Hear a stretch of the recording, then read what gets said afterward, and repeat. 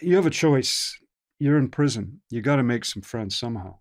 So who do you make as a friend? Now you got all these sort of tribal white racists milling around with huge swastikas. I mean, I saw guys with SWP like in block letters on their forehead.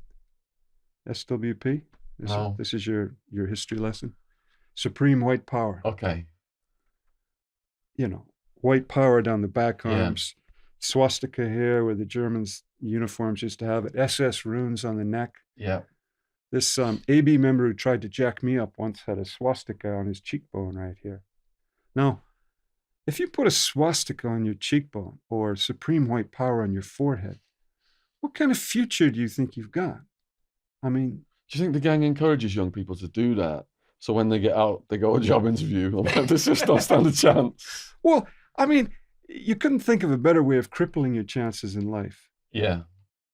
So I used to look at the tattoos. And plus, when I was in jail, was the height of the AIDS epidemic. Now, how anybody could have a joint tattoo with some guy using an old piece of piano wire or something he found on the ground with I don't know, an engine taken out of a tape deck and make a tat gun, and how you let somebody do that with carbon black and make tattoos. That was just absolute madness. I mean, that was HIV. Now it's what, Hep C, right? Yeah, two-thirds of Hep C in Arizona where I was housed. You said that an AB tried to trick you or something, or tried to test you in some way. What happened there? Well, I made a mistake at Sierra Conservation Center one summer's day. And the mistake was I took off my prison boots and I was barefoot. Now, it was one of these beautiful days. You're laying there, you're looking at the sky, and you think, well, things are all right. So I took off my boots and we took off, just sunbathing a bit. And my friend says to me, well, why don't you get us some ice creams? I say, okay.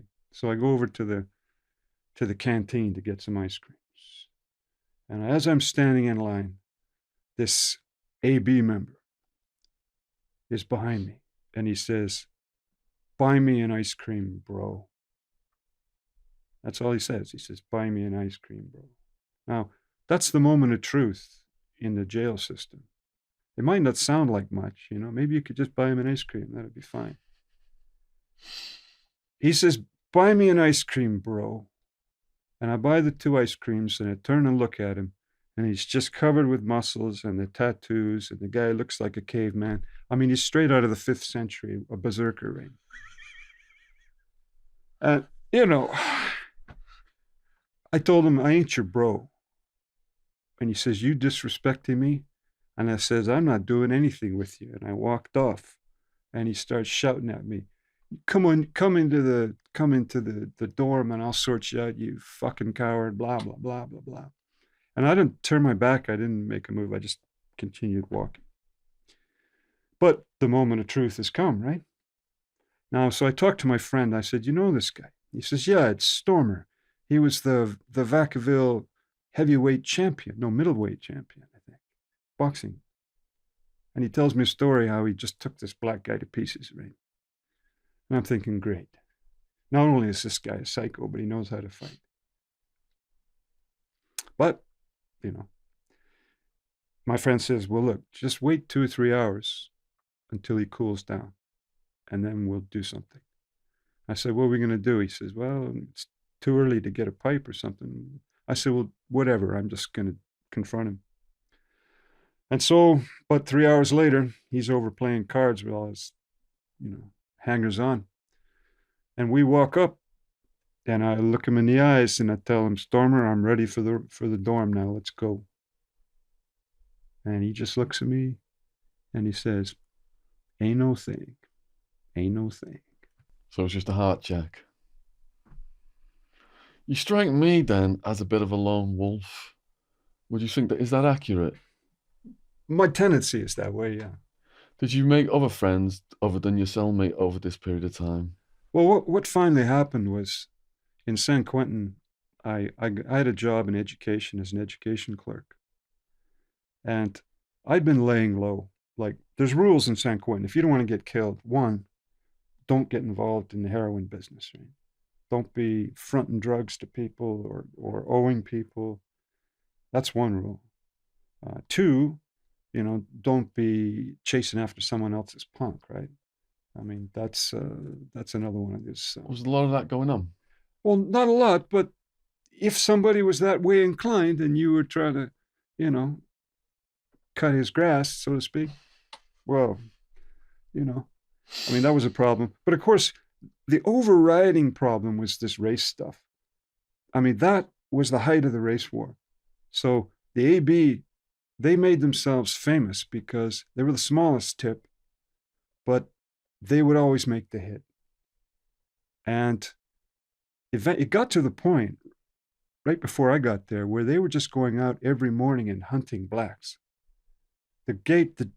The doors would crack open and these guys would find somebody to stab. Jesus. Because basically they wanted to terrorize the blacks into like a peace treaty. The problem was, do you know how the AB was started? No, can you please tell us how the AB was started? I have a general idea, but you were in Cali, and that Cali was where they started, so you probably got a lot more information than me. Well, basically what happened is some of the older cons who've been in jail for a long time, they were all right because they've been in jail and they know people. But the Mexicans, I mean, the Chicanos and the blacks were just predating these young whites. And even whites who normally would have been okay, they had no hope because these black gangs were deep. I mean, they could put together 50, 100 members and they were all over the place. And, how many friends do you have? They're going to like fight to death with you, right? So, I mean, so these guys, they decide we've got to do something. And there was some guys that belonged to some Irish, I think it was some biker gang or something, but they had the Shamrock, Yeah. And it started from a core of about 6 to 10 of these guys who said, we've got to do something. And they started, so what they did is they're very selective. They only wanted guys who wouldn't, embarrass the tip, right? And to do that, they had to see not just one heart check, but they had to see the guy go through a lot of stuff. I mean, get blood on his steel. Well, I mean, that one guy, the most famous AB guy, was the one he's down forever in that Supermax. There's something on YouTube with him. Yeah, he took out 2 guards making his hit. Wow. They interrupted the mid-play, and so he took them out too. And of course, I think he's just 24 hours a day lockup he's been there like 30 years. Anyway, so the AB, they got recognized as being a prison gang by the guards. And as soon as that happened, they started getting taken off the main lines and sent to Folsom. So then they started getting smarter. And the guys didn't announce they were AB. They played it cool and laid back in the cut. Or they said, well, I'm not involved in that anymore. Or maybe they'd cover up a tattoo or something. Because otherwise, I mean, you were just throwing your hands up and said, here I am, take me away, right? For, all day in isolation. You just go to the adjustment center, AC, and you'd be there forever. So the AB represented the whites, but they weren't, I mean, as an ideology, what do they represent? I mean, for them, the blacks were, what do they call them? Well, toads, hams, ham bones, spear chuckers, chimps, whatever you want. I mean, it was just abuse all the way around. And their idea was if one white gets stabbed, then we go stab a black. It doesn't really matter who it is. Anybody will do. Well, the end result of that is just going to be total anarchy. And how can anyone do their time in a situation like that? So for me, it was very simple. If you were fucking with me, then you had a problem with me. And I had a problem with you, and we'd work it out somehow. But I'm certainly not going to go out. Well, to give you an example, after I got out of North Block after that stabbing, this Nazi tip came from Soledad after a race ride, about 8 of them. And they came onto the line in San Quentin.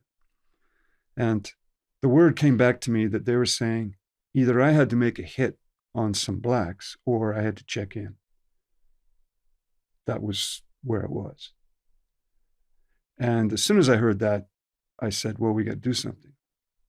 So I talked to a friend of mine. I said, where are they? And he said, well, they're down on the yard near the old garden. And so we went down there, my friend and I. And there were 5 of them there. And they became, I think you might know the name, the Nazi Lowriders. Yeah. That was where it started with those guys. And so I went down there, and the guy's sitting there, the leader of them. And I said to him, you know who I am, and you know why I'm here. Now, I don't hold with that racist bullshit. I don't have any tattoos. I ain't going to stab somebody I don't know. I'll stab somebody who fucks with me. So the question is, are you fucking with me? Because if you are fucking with me, we can deal with it right now. And he just looks at me. And the other ones just look at us. And that's it. That was the end of it. It was squashed. So it was like, I mean, we were fighting, people like me were fighting a losing battle, because that racist gang stuff came out of, well, the AB were like that, but they didn't try and control the whole prison. But that racist gang stuff that you're describing comes out of those people in youth authority, who then 20 years later are, 30-year-old convicts, whatever, 40-year-old convicts. And then they try and force everybody into that scene. But when I was there, you could still, if you were up for it, I mean, if you didn't mind confronting him right there on the moment, then yeah, it's become a massive murder, hire, and drugs business in and out of prison now, across the country, hasn't it? Quick question on something you mentioned. You said that if they saw the ABs were patched in, if it was obvious they were ABs, they sent them over to Folsom. Yeah. Why did they send them to Folsom? Well, they had to send them somewhere.